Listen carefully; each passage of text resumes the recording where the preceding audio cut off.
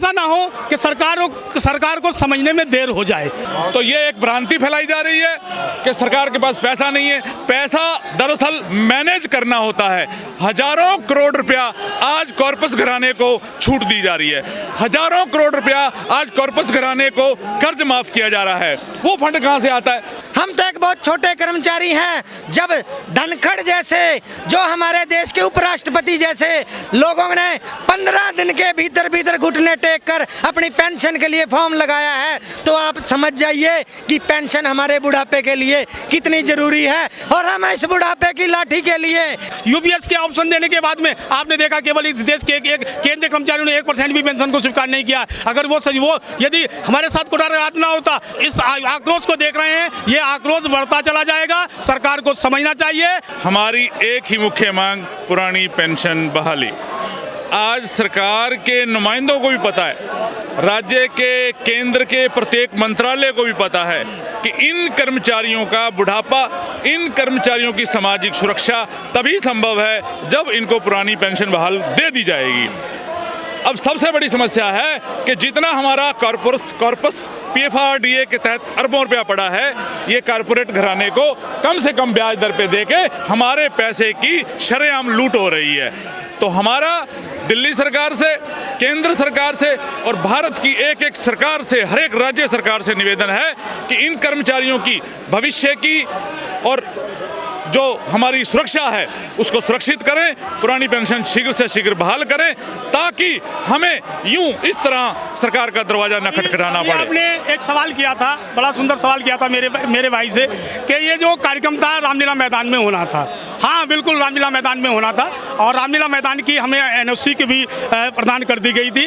और यदि ये रामलीला मैदान पर अगर कार्यक्रम होता तो और सुव्यवस्थित सुनियोजित ढंग से होता, लेकिन इस देश की सरकार कहीं ना कहीं अव्यवस्था के रूप में इस आंदोलन को देखना चाहती है। लेकिन इस देश का शिक्षक कर्मचारी अनुशासित है, वो इस देश के संविधान को मानने वाला है, संविधान की विचारधारा के अनुरूप वो इस आंदोलन को कर रहा है। तो अपना ही पैसा मांग रहे हैं ना? हाँ, हम अपना पैसा मांग रहे हैं। तो अपना ही पैसा क्यों नहीं मिल पा रहा? सरकार जो अभी मेरे बड़े भाई ने जो कही थी कि सरकार पूंजीपतियों के हाथों में खेल रही है, कि जो 14% अपने पास से दे रही है, 10% मेरे पास से दे रही है, 24% आप एक पूंजीपति के हाथों दे रही है कि भाई जिस दिन मैं सेवानिवृत्त होऊंगा, आज जो साथी सेवानिवृत्त हुआ है, किसी को 1000 की पेंशन मिल रही है, किसी को 800 की पेंशन मिल रही है, किसी को 3157 की पेंशन मिल रही है। अरे ये पेंशन के नाम पर कहीं ना कहीं इस देश के शिक्षक कर्मचारियों को ठगने का कार्य किया जा रहा है। बड़ी रैली हुई थी रामलीला मैदान में, जो ऐतिहासिक रैली, उसका भी कोई असर नहीं पड़ा? उसका देखो असर हुआ। सरकार एनपीएस से यूपीएस की ओर गई है, वही एक आंदोलन का हिस्सा है। सरकार ने नई पेंशन व्यवस्था के अंतर्गत तमाम संशोधन किए, वो भी एक संघर्ष का हिस्सा है। सरकार ऐसा नहीं आंदोलन को नहीं समझ रही, लेकिन ऐसा ना हो कि सरकार को समझने में देर हो जाए। अभी सरकार को समझने में देर नहीं करनी चाहिए। अगर सरकार समझने में देर करेगी तो सच्चाई के जो पेंशन की बात करेगा, जो इस देश के शिक्षक कर्मचारियों के भविष्य की सुरक्षा की बात करेगा, वही देश में राज करेगा। अगर देर होगी तो सच्चाई है कि कहीं ना कहीं जिस प्रकार इस देश का शिक्षक कर्मचारी बार बार नारा दे रहा है वोट फॉर ओपीएस अभियान के अंतर्गत, अभी आपने बिहार में देखा, बिहार में 238 सीटों पर बैलेट के आधार पर जो महागठबंधन आगे रहा, वो सिर्फ क्योंकि महागठबंधन कहीं ना कहीं पेंशन की बात कर रहा था। मैं ये नहीं कि आपके चैनल के माध्यम से ये भी अवगत कराने देना चाहता हूँ कि ना तो हम किसी पार्टी के पक्षधर हैं, ना हम किसी का विरोध करने वाले हैं, लेकिन हाँ इतना ही आपके चैनल के माध्यम से ये जरूर माननीय प्रधानमंत्री जी और इस देश के जनप्रतिनिधियों को अवगत करा देना चाहता हूँ कि जो हमारे मुद्दे की बात करेगा, जो हमारे भविष्य की आर्थिक सामाजिक सुरक्षा की बात करेगा, हम उनकी बात करेंगे, हम उनकी जय जयकार करेंगे। हम तो माननीय प्रधानमंत्री जी की जय जयकार करने के तैयार हैं। धर्म की बात करती है ना, देखो हाँ, देखो धर्म अपनी जगह है, धर्म अपनी जगह है, ये जनवादी मुद्दा है। सरकार के लिए फर्स्ट धर्म है, देखिए। नहीं जी, ये मुद्दा नहीं, अगर प्रथम नहीं मानेंगे तो अंतिम वे हो जाएंगे।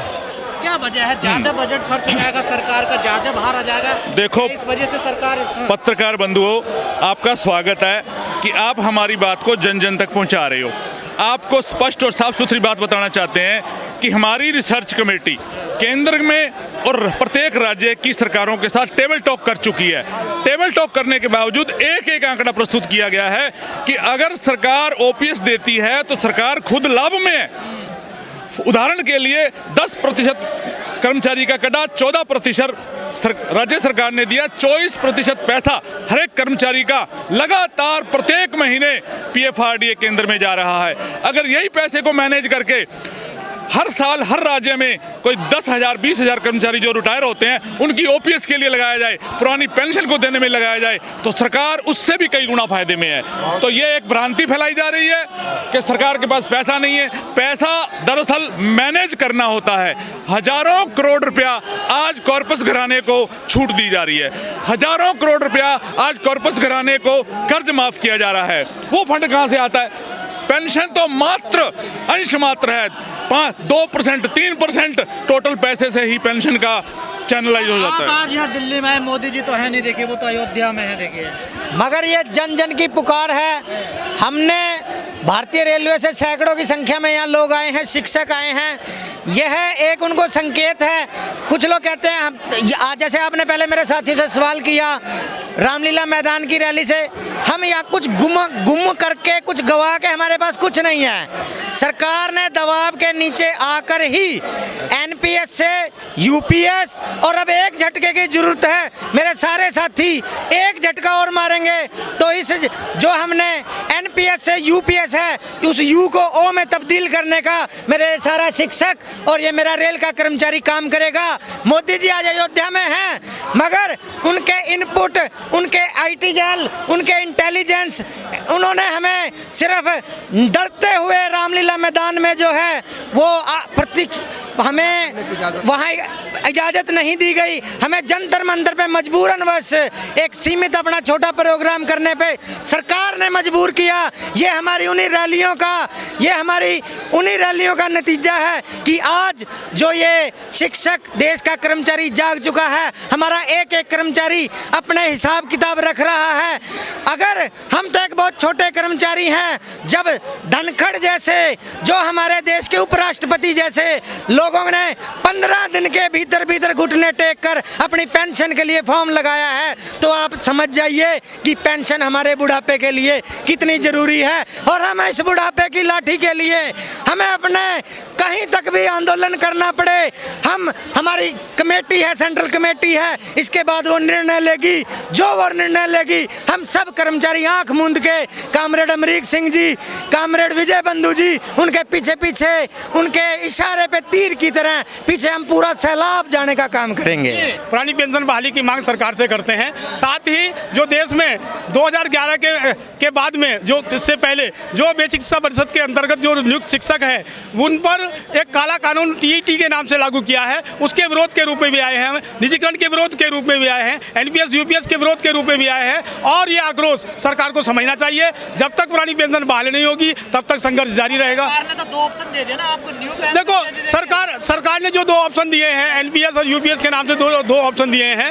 एक, मैं आपसे ये बात अवगत करा देता हूँ कि 97% कमाई, जो मेहनत की कमाई है वो सरकार रखने का काम कर रही है यूपीएस में, और 3% कर्मचारी को देने का कार्य कर रही है। सिर्फ सरकार की मंशा ये थी कि कर्मचारी कहीं ना कहीं इस देश का एनपीएस को अच्छा बता दे और यूपीएस को छोड़कर एनपीएस स्वीकार कर ले। लेकिन इस देश का शिक्षक कर्मचारी केवल पुरानी पेंशन बहाली के लिए घर से बाहर संघर्ष करने के लिए निकला था, जो निरंतर संघर्ष जारी है। आज आप इस सैलाब को देख लीजिए। राष्ट्रीय अध्यक्ष विजय कुमार बंधु जी के आह्वान पर जो इस देश का, मात्र उत्तर प्रदेश का या दिल्ली का या मध्य प्रदेश का ही नहीं है, इस देश के जितने राज्य हैं उतने राज्यों से शिक्षक कर्मचारी लामबंद होकर आया है। मैं माननीय प्रधान, मैं एक बात से और आपके चैनल से धन्यवाद अर्पित करते हुए एक बात से अवगत देना चाहता हूँ कि जिस प्रकार सरकार एनएमओपीएस या राष्ट्रीय अध्यक्ष विजय कुमार बंधु से घबरा रही है, घबराने की आवश्यकता नहीं है। सिर्फ सरकार को केवल एक पहलू को लेना चाहिए। जिस प्रकार एनपीएस यूपीएस का ऑप्शन दिया है उसी प्रकार ओपीएस का भी ऑप्शन दे दीजिए। यूपीएस के ऑप्शन देने के बाद में आपने देखा केवल इस देश के एक केंद्रीय कर्मचारियों ने 1% भी पेंशन को स्वीकार नहीं किया। अगर वो यदि हमारे साथ कुठाराघात ना होता तो ये कहीं ना कहीं इस यूपीएस जैसी पेंशन की व्यवस्था को स्वीकार करते। मैं पुनः निवेदन करूंगा आपके चैनल के माध्यम से माननीय प्रधानमंत्री से, और डबल इंजन की सरकार है, इस डबल इंजन की सरकार में, और साथ ही ये भी कहना चाहूंगा कि माननीय प्रधानमंत्री जी निर्णय लेने में सक्षम है। अगर पुरानी पेंशन बहाली का निर्णय लेंगे तो कहीं ना कहीं देश का शिक्षक कर्मचारी जो इस उम्मीद के साथ में माननीय प्रधानमंत्री की ओर देख देखता है वो उम्मीद पूरा करने का कार्य करेंगे। यहाँ पर ये जन सैलाब आया है, मोदी जी अयोध्या में है, वो भगवा झंडा फहरा रहे हैं मंदिर पे। तो वे भगवा झंडा फहरा रहे हैं। कहीं ना कहीं रेलवे का जो नार्दर्न रेलवे का जो कर्मचारी आया है वो लाल सलाम के साथ में माननीय प्रधानमंत्री जी को इंडिकेशन कर रहा है कि अगर आप जैसे श्री राम को मानने वाले लोग हैं या राष्ट्रवादी लोग हैं तो ये राष्ट्रवादी पुरानी पेंशन बहाली या टीटी जैसे विषय है, ये कहीं ना कहीं राष्ट्रवादीता से जुड़े हुए हैं। मोदी जी को आपकी बातें सुननी चाहिए, अयोध्या जाना चाहिए था उनको सबसे पहले इस देश के शिक्षक कर्मचारियों की बात को सुनना चाहिए, क्योंकि वे एक जनप्रतिनिधि हैं, जनसेवक हैं। कहते भी वैसे बात को है कि मैं एक जनसेवक हूं। जब हम जनसेवक जब भी मानेंगे जब वे जनता की बात को सुने, शिक्षक कर्मचारी की बात को सुने। और सच्चाई है कि जिस प्रकार आप इस आक्रोश को देख रहे हैं ये आक्रोश बढ़ता चला जाएगा। सरकार को समझना चाहिए अब जैसे हम दिल्ली में इकट्ठे हुए हैं और उत्तर प्रदेश की बारी है। 2027 उत्तर प्रदेश का है। उत्तर प्रदेश का शिक्षक कर्मचारी विगत में भी 347 सीटों को बैलेट के आधार पर हरा चुका है और आने वाले चुनाव में भी अगर नहीं मानी तो कहीं ना कहीं जो नारा हटे बाय ना ओबीएस कह के जो पेंशन की बात करेगा वही देश में राज करेगा। कहीं ना कहीं वोट फॉर ओबीएस के अभियान के माध्यम से